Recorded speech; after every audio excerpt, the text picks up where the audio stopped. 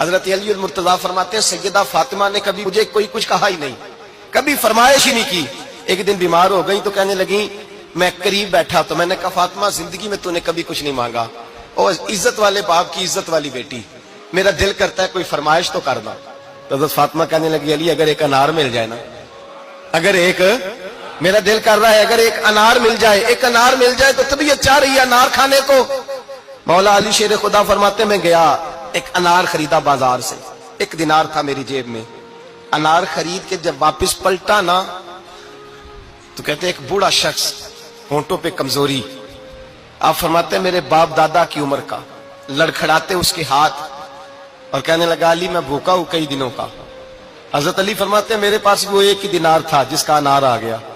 کہتے میں نے اسی وقت وہ انار نکالا، اس شخص کے ہاتھ میں رکھا، بوجھل قدموں سے جب میں اندر داخل ہوا نا تو پاک رسول کی پاک بیٹی، عزت والے نبی کی عزت والی بیٹی، صبر والے محبوب کی صبر والی بیٹی.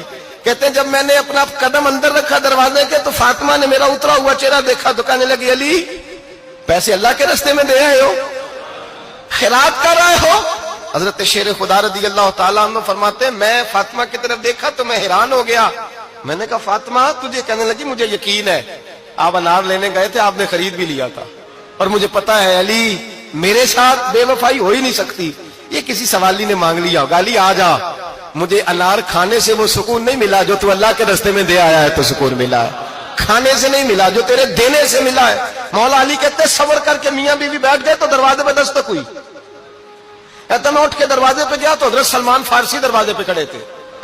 انہوں نے نا 9 انار مجھے دیے، کہنے لگے نبی پاک نے بھیجے ہیں، یہ 9 انار ہے نبی پاک نے بھیجے ہیں. تو حضرت علی شیر خدا فرمانے لگے ہمارے نہیں کسی اور کے ہیں، ہمارے نہیں کسی پڑوسی کے ہیں، دائیں بائیں دیکھ رہے. کہنے لگے نہیں تمہارے ہی ہیں. فرمانے لگے نہیں میرے ہوتے تو 10 ہوتے، اس لیے کہ اللہ فرماتا ہے من جاء بالحسنۃ فلہ عشر امثالھا، تم ایک نیکی کرو گے میں 10 کا اجر عطا کروں گا.